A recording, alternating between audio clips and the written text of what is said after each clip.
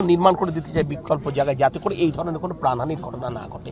আমি মনে করি সচেতনতা তৈরির ক্ষেত্রে গণমাধ্যমের একটি গুরুত্বপূর্ণ ভূমিকা রয়েছে। আর আপনি যেটা বলেছেন, অবশ্যই আপনি এটুকু নিশ্চিত থাকেন, ফ্যাসিস্ট রেজিমে যেভাবে দেধারসে পাহাড় কাটা হয়েছে এবং বিভিন্ন ইন্ডাস্ট্রির নামে পাহাড়কে ধ্বংস করা হয়েছে, এই নির্বাচিত সরকারের সময় এই ঘটনার পুনরাবৃত্তি ইনশাআল্লাহ ঘটবে না। তিনি যত প্রভাবশালী হোক না কেন, এই ধরনের ঘটনা আমরা কাউকে করতে দেবো না। সেখানে এই গত 7-8 দিনে বন্যা পরিস্থিতিটা কেমন এবং সরকার কতটুকু অনুদান দিতে পেরেছে, আমরা কতটুকু জায়গায় পৌঁছাতে পেরেছি, আমরা সেই ব্যাপার নিয়ে বিস্তৃত আলাপ আলোচনা করেছি। সেখানে একটি বিষয় কিন্তু খুব স্পষ্টভাবে উঠে এসছে যে জেলা প্রশাসন, উপজেলা প্রশাসন এবং স্থানীয় সংসদ সদস্যবৃন্দ এই সংকটের প্রথম দিন থেকে কিন্তু মানুষের পাশে রয়েছেন, মানুষের সাথে রয়েছেন।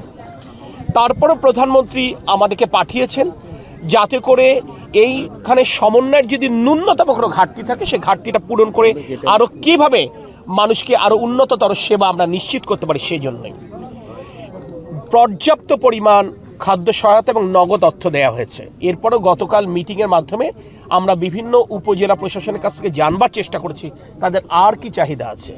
যারা চাহিদা দিয়েছেন সে চাহিদাটা আমরা তো নিয়েছি, যারা চাহিদা দেয়নি তারপরেও আমরা আজকে আবার অতিরিক্ত বরাদ্দ প্রত্যেকটা জায়গায় করছি, যাতে করে কোনো মানুষ, কোনো পরিবার 2 থেকে 3 বার পাক, কিন্তু কোনো পরিবার যেন খাদ্য সহায়তা থেকে বঞ্চিত না হয়, এটা আমরা নিশ্চিত করবার চেষ্টা করেছি।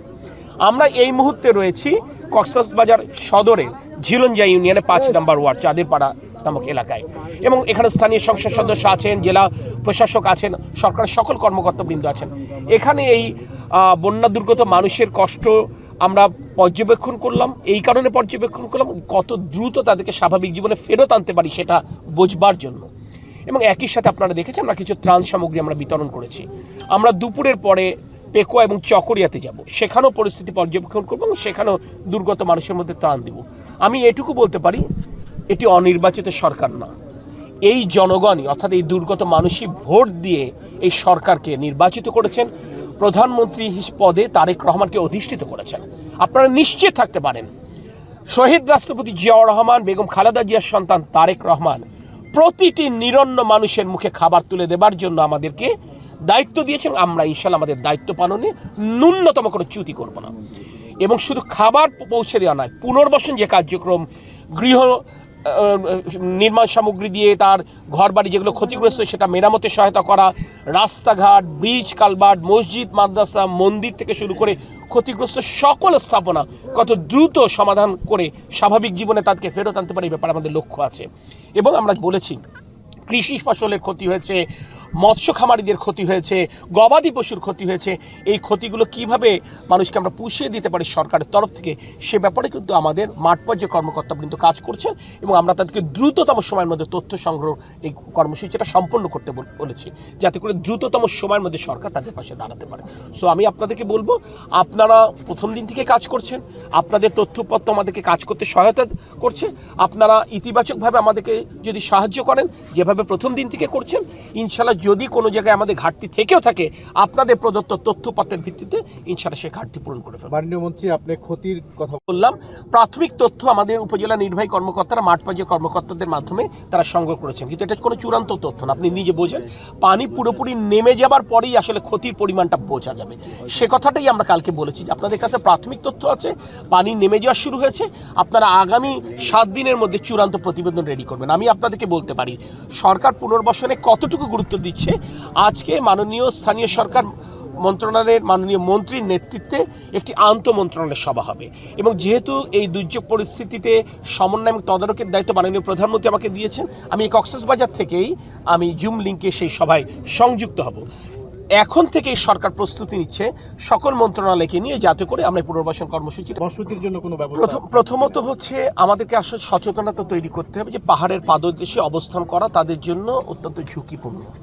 আপনারা নিশ্চয়ই খেয়াল করেছেন যে গত সপ্তাহে মহান জাতীয় সংসদে দাঁড়িয়ে দুর্যোগ এবং ত্রাণ ব্যবস্থাপনা মন্ত্রী আসাদুল্লাহ দুলু সাহেব মাননীয় প্রধানমন্ত্রীর পক্ষে এই বার্তাটি দিয়েছেন সকল সংসদ সদস্যদেরকে, তারা যেন নিজ নিজ এলাকায় ফিরে যেয়ে মানুষকে বোঝায় সরকার তাদেরকে বিকল্প আবাসের ব্যবস্থা করে দিতে চায়, জমি এবং গৃহ নির্মাণ করে দিতে চাই বিকল্প জায়গায়, যাতে করে এই ধরনের কোনো প্রাণহানির ঘটনা না ঘটে।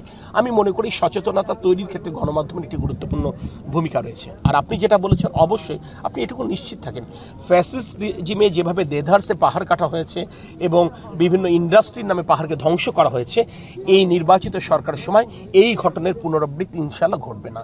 তিনি যত প্রভাবশালী হোক না কেন, এই ধরনের ঘটনা আমরা কাউকে করতে দেবো না। মাননীয় মন্ত্রী, আমার একটা প্রশ্ন হচ্ছে যে আমরা ত্রাণ বিতরণের শুরু থেকেই যেটি বেশ কিছু জায়গায় আমরা সমন্বয়, আসলে আমি আপনাকে বলি বিষয়টা কোথায় দাঁড়িয়েছে দেখেন, এখানে তো সামাজিক দায়বদ্ধতার অংশ হিসেবে আমরা মানুষ হিসেবে আমাদের ব্যক্তি দায়বদ্ধতার অংশ হিসেবে যার যার মতো করে কাজ করবার চেষ্টা করেছি। সরকার জেলা প্রশাসন উপজেলা প্রশাসনের মাধ্যমে কাজ করছেন, কথাটা বুঝবেন। স্থানীয় সংসদ সদস্যরা প্রশাসনের সাথে সমন্বয়ের ভিত্তিতে কাজ করছেন, ব্যক্তিগত উদ্যোগেও কাজ করছেন।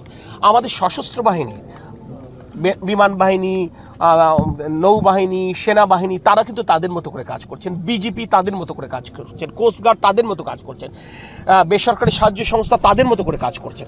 আমরা এইটাকে সমন্বয় করবার চেষ্টা করছি, যাতে করে এবং এই প্রত্যেকটা কাজ যদি আমরা জেলা প্রশাসন এবং উপজেলা প্রশাসনের নেতৃত্বে আমরা করতে পারি, তাহলে আমরা দেখেছি ওভারল্যাপিংগুলো মিস হবে এবং আমরা একবার প্রত্যেকটা জায়গায় পৌঁছাতে পারবো।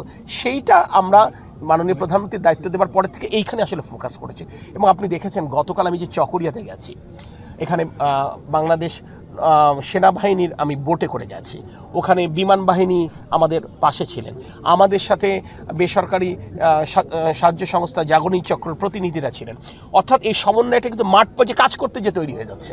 আপনারা নিশ্চিত থাকতে পারেন আগামী দিনগুলোতে এই সমন্বয় আরও সুন্দর হবে এবং পুনর্বাসনের ক্ষেত্রে ইনশাল্লাহ আমরা ত্রুটিমুক্ত পুনর্বাসন কর্মকাণ্ড পরিচালনা করতে সক্ষম হব। আরেকটা ছোট্ট প্রশ্ন, সেটা হচ্ছে স্লুইস গেটগুলো বন্ধ, আপনি না বললেও আমি বলতাম, আপনি না বললেও বলতাম, যেহেতু আমাদের স্থানীয় সংসদ সদস্যরা খুব জোরালোভাবে এটা কালকে সমন্বয় মিটিংয়ে তুলে ধরেছেন।